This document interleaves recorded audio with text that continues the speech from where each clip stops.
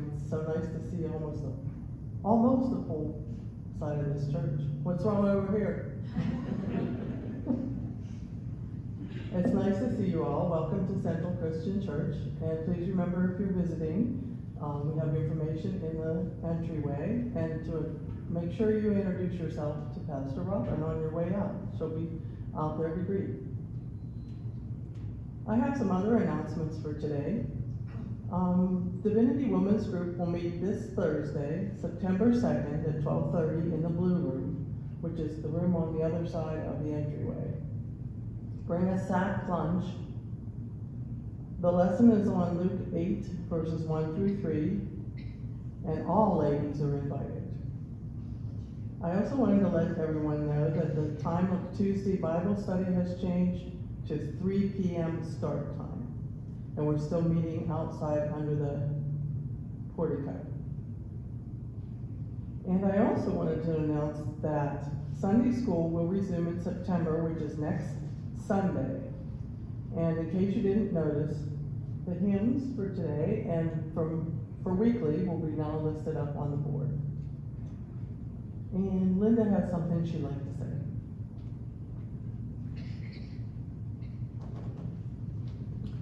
We would like to thank the Worthington Christian Church for the donations they made to us. We've got 7 big plastic tables and a cart to hold them, and 20 folded padded chairs, which those of us who do the chair yoga will enjoy very much.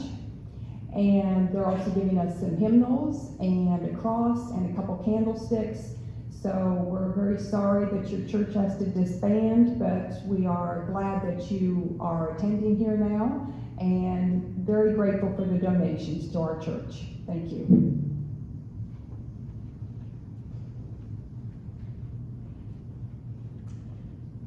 As we open our worship time and bring ourselves into the presence of God, I'm going to read a psalm, Psalm 45. And I've been, for the past year probably, been been reading from Psalms Now, which is a paraphrase of the Psalms.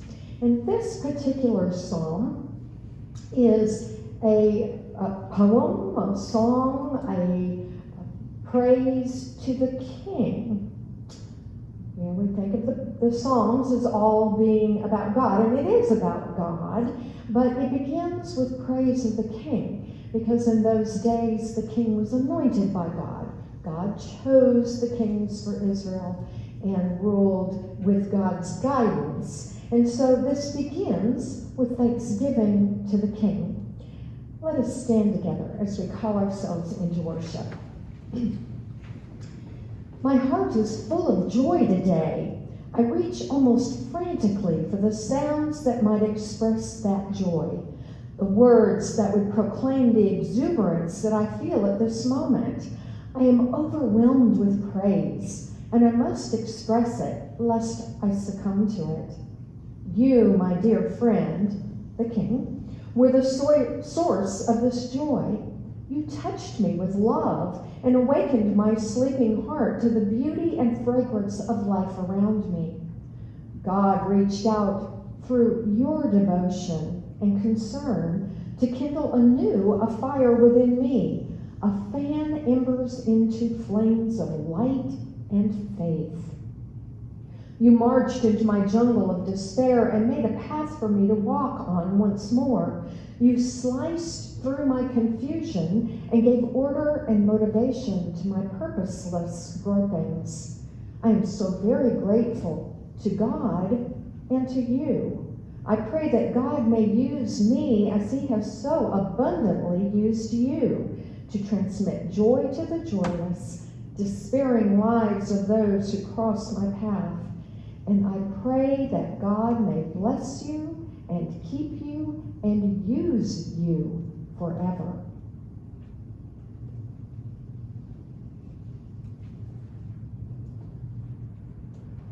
Thank you.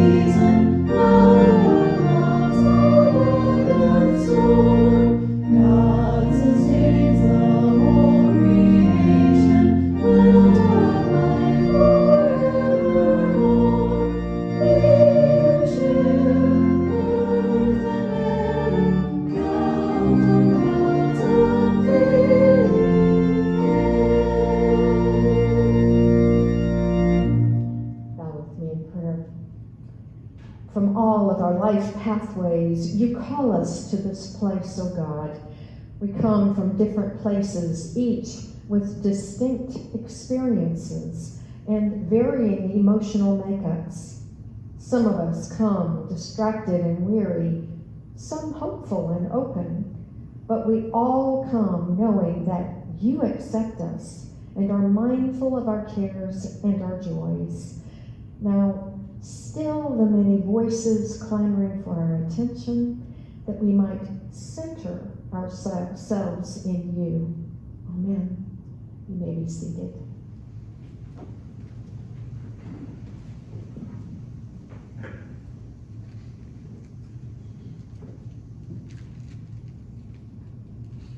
Our scripture today is from Esther, chapter 4, verses 1 through 14. When Mordecai learned of all that had been done, he tore his clothes, put on sackcloth and ashes, and went out into the city, wailing loudly and bitterly. But he went only as far as the king's gate, because no one clothed in sackcloth was allowed to enter it. In every province to which the edict and the order of the king came, there was great mourning among the Jews, with fasting, weeping, and wailing. Many lay in sackcloth and ashes. When Esther's eunuchs and female attendants came and told her about Mordecai, she was in great distress. She sent clothes for him to put on instead of his sackcloth, but he would not accept them. Then Esther summoned Hatach, one of the king's eunuchs assigned to attend to her, and ordered him to find out what was troubling Mordecai and why. So Hatach went out to Mordecai in the open square of the city, in the front of the king's gate. Mordecai told him everything that had happened to him, including the exact amount of money that Haman had promised to pay into the world treasury for the destruction of the Jews. He also gave him a copy of the text of the edict for their annihilation, which had been published in Susa, to show it to Esther and explain to her, and he told him to instruct her to go to the king's presence and beg for mercy and plead with him for her people. Hatach went back and reported to Esther that what Mordecai had said. Then she instructed him to say to Mordecai, "All the king's officials and the people of the royal provinces know that for any man or woman who approaches the king in the inner court without being summoned, the king has but one law, that they will be put to death, unless the king extends the gold scepter to them and spares their lives. But 30 days has passed since I was called to go to the king." When Esther's words were reported to Mordecai, he sent back this answer: "Do not think that because you are in the king's house, you alone of all the Jews will escape. For if you remain silent at this time, relief and deliverance for the Jews will arise from another place, but you and your father's family will perish. And who knows but that you have come to your royal position for such a time as this." The word of God for the people of God. Thanks be to God.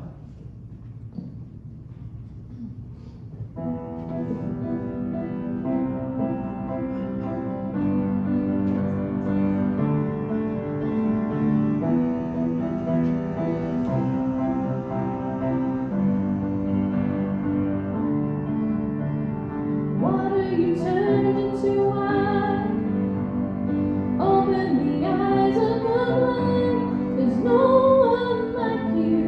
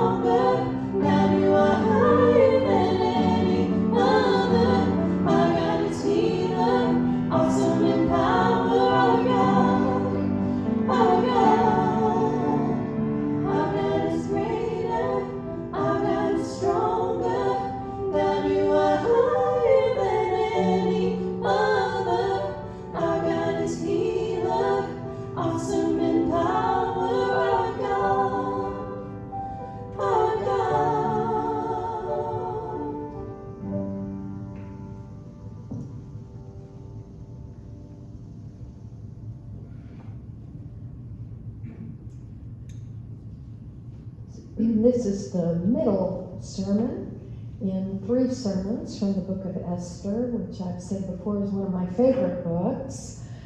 It's an ancient story.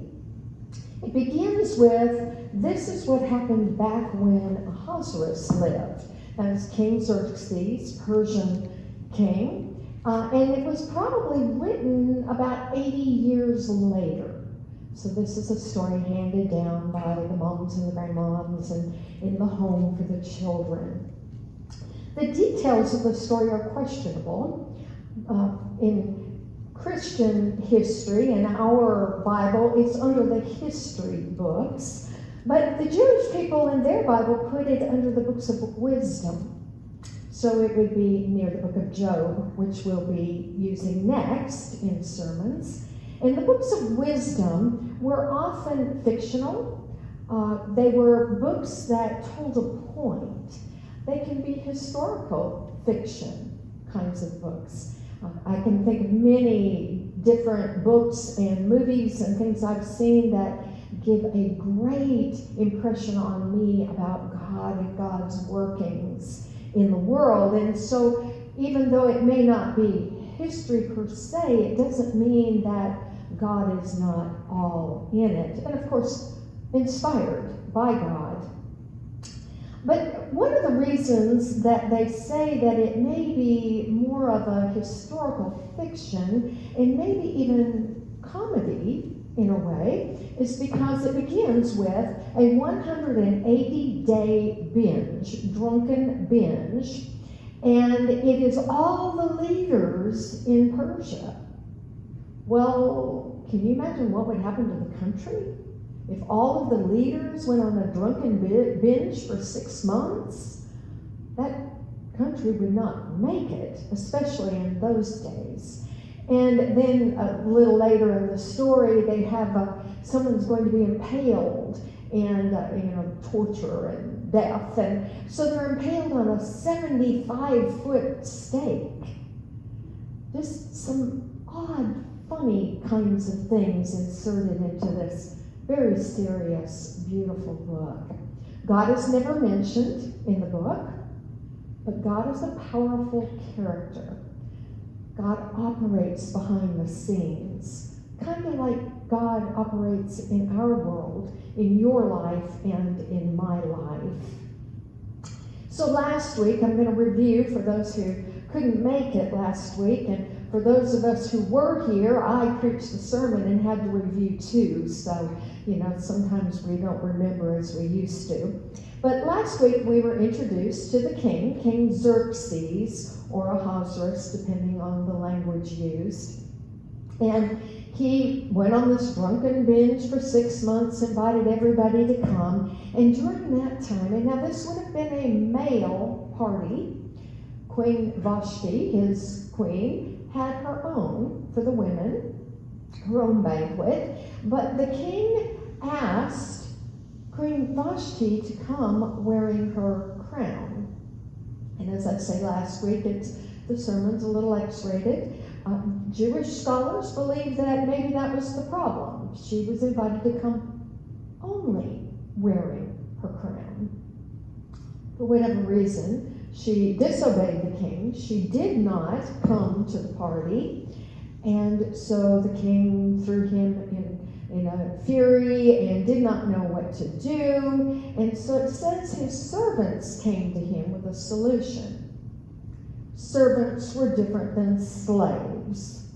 So if his servants came, they were probably very trusted confidants, those who guarded him at all times, those who he, kind of like his cabinet, would talk to. And so they said, we need to put a decree out. First of all, Queen Vashti needs to be dethroned, never allowed in your presence.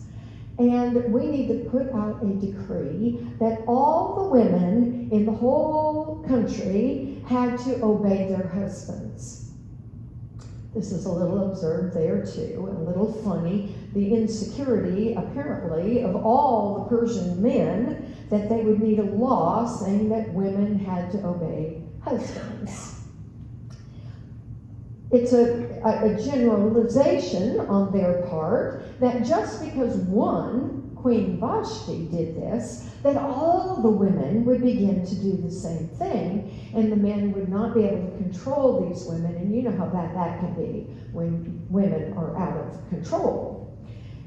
We laugh at that, but that technique has been used historically a lot. We used it to control slaves in the early times of our country and in the segregated South. If we allow one African American person to do this, then they are going to revolt and then we're in trouble. And so we had many laws back then that were enacted for that purpose. Sounds funny, but yet we did it too. But then the king had, and I called it the morning after, we don't know how long it took him, but he began to regret. Probably thought about the circumstances of what happened and began to miss his queen. And so again, he was given a solution by those servants, those around him that could help him out of this. And so they said, call in all the virgins in the land and select a new queen. And so these ladies were to come to his kingdom, which happened, and they were to go through a year's worth of beautification, kinds of treatments, and eat certain foods and make them just lovely. And then the king, again X-rated, would try them out each night. That was devastating to the families. You can imagine, as their young ladies go off to this. Possibly devastating to the ladies. We don't know the societal rules in those days. We know that Jewish young ladies, if that happened, would never be marriageable again, possibly for Persian young ladies. But it's a tragic example of how bodies, in this case women's bodies, can be used for horrible purposes. Well, then we were introduced to Esther, who was an orphan, and she was raised by her uncle Mordecai. She was Jewish in ethnicity, and she was called to be included within this group of virgins that would be beatified for this year. Well, the setting for our story, right immediately before our story, is that Esther became the favorite of Haggai, who was over the harem. And so he kind of kept his eye out for her and gave her a little extra. And in the meantime, Mordecai, who was employed at the king's gate, also listened and kept an eye out for his niece. Well, Esther, because of her beauty and I'm sure her personality, whatever that made up her, she was selected to be the new queen. And the king had a big banquet. It was a holiday. Gifts were given. It was a great time for this land. But Esther did not reveal her ethnicity. Mordecai instructed her not to. We're not sure why. We're not told why. We don't know if the Jewish people were maybe in danger, maybe living quietly within this greater country. Persia was very good to them compared to Babylon, and they were freed by a Persian king, but we don't know. We don't know the intricacies of that society at that particular time with King Xerxes. So Mordecai was sitting at the king's gate, and he heard of a plot that was against the king, and it would be carried out by the guards in the king's bedchamber. Now, this is where history kind of gets a little muddled. King Xerxes did not live in Susa, where this story was located. He lived in a different place, but he was killed in his bedchamber. Historically, there is no record of a Queen Esther, but we don't know. But it does show Mordecai's loyalty to the king, or it shows his method of survival. Often we criticize those who are in tough places and make choices that we would not make, but until you're in that situation, you don't know. Probably would have been devastating for Esther if something happened to the king. Well, meantime, Haman, we're told right before our chapter, a very interesting little sentence. It says that meantime, Haman was promoted in the king's kingdom, I guess. And he was an Agagite. And then it moves on with the story. Well, the Benjamites, who Mordecai was born in the tribe of Benjamin, the Benjamites and the Agagites were enemies, had been. They were ancient tribal enemies. Might have something to do with the story. It often does, but we don't know. Again, another little fact we don't know. Well, Haman then expected everyone to bow down to him. Well, Mordecai refused to bow down. There again, we're not told why. It could have been Jewish law, even as Christians. We don't bow down to anything else but God.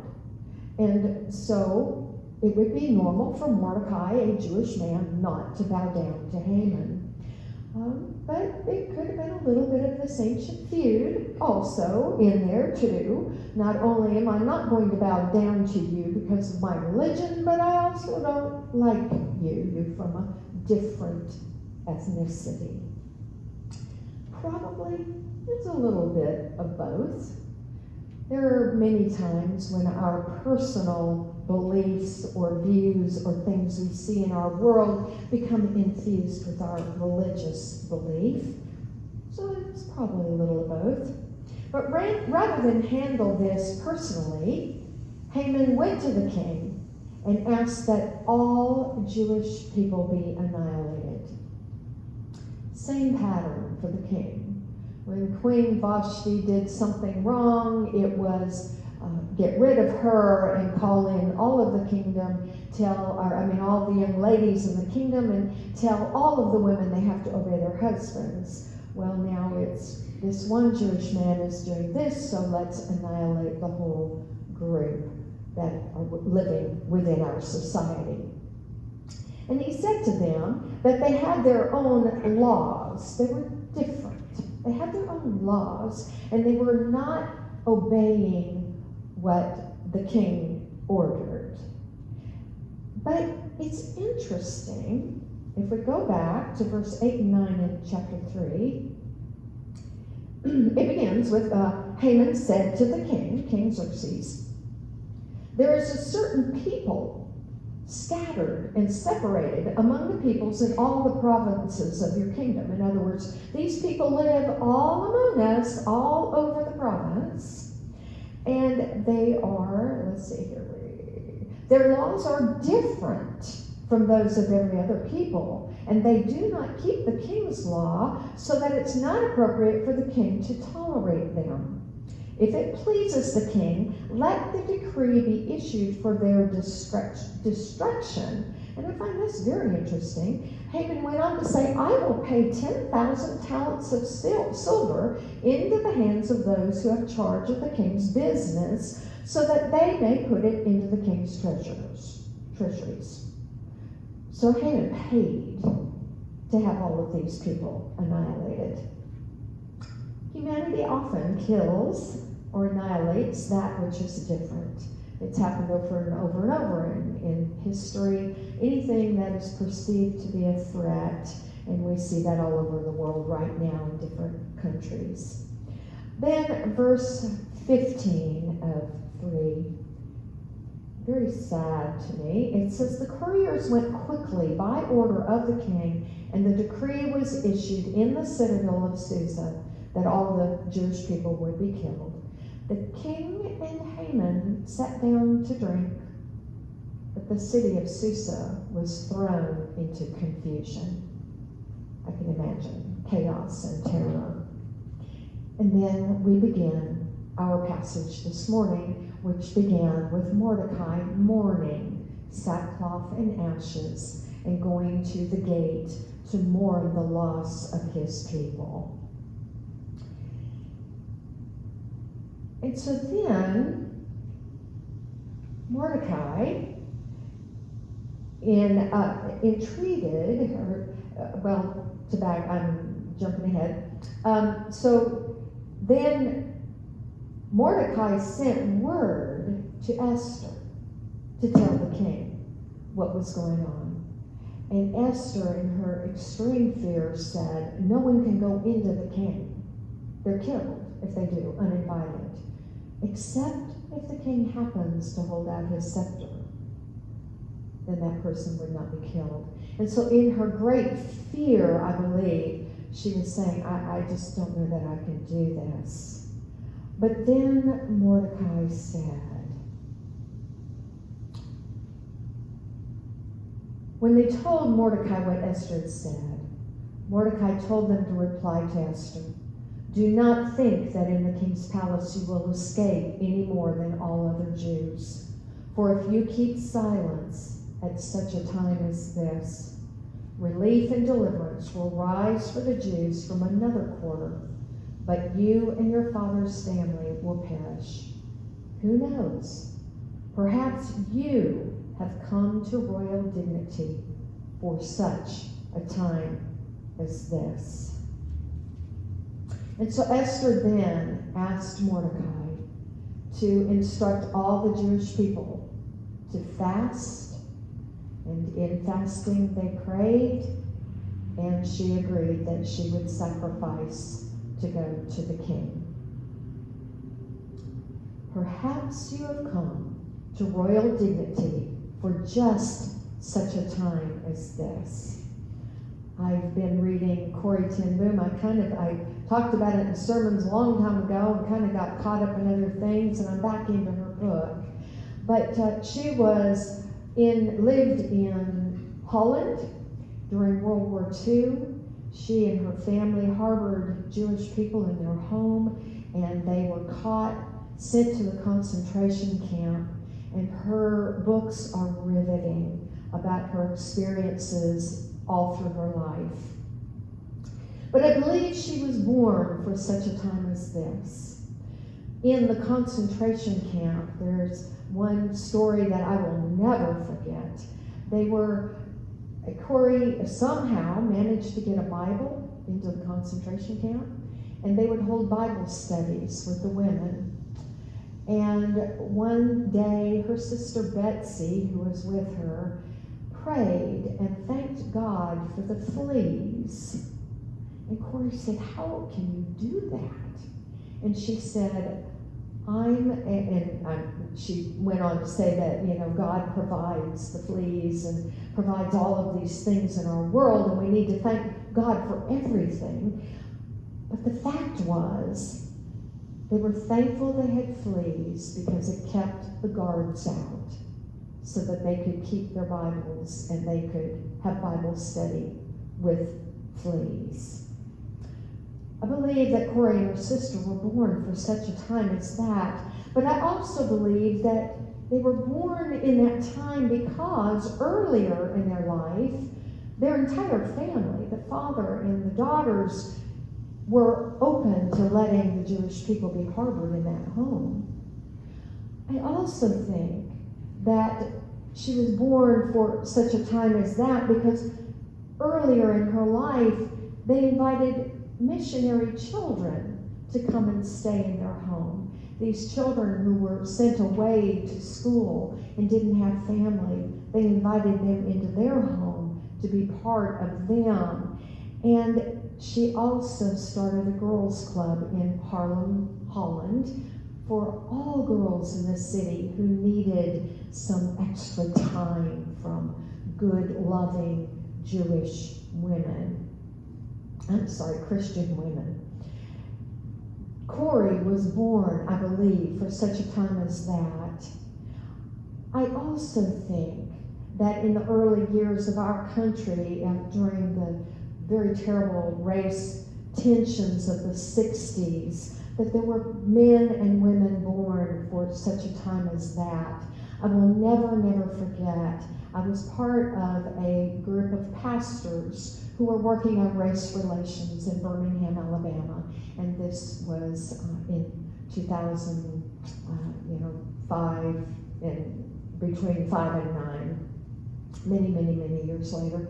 And so we went on a tour. It was black and white pastors, and had a great day of conversation, of gut level, really talking about things, good dialogue. And on that tour, we took a tour of 16th Street Baptist Church. That's where in 1963, a bomb went off when they were getting ready for church, and 4 little children, 4 little girls were killed and others injured. But and we all, no matter how you feel about the race tensions now, we all our hearts break for something like that happening. But what killed me, I never heard and never read in the history books. What killed me was when I walked into the sanctuary and one of the stained glass windows that was broken from that bombing was in perfect shape. Well, probably not perfect, but in good shape. And it was a picture of Jesus as shepherd.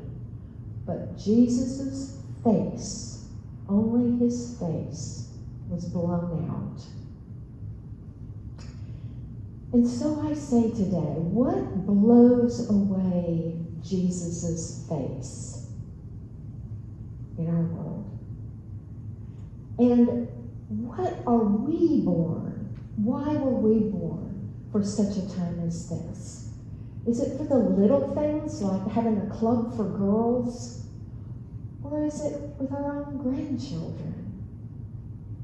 Why were we born for this time? Or is it in the big? Those ways in which we as a society annihilate others, hurt others.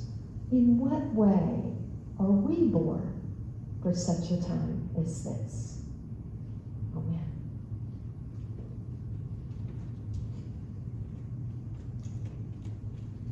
We have several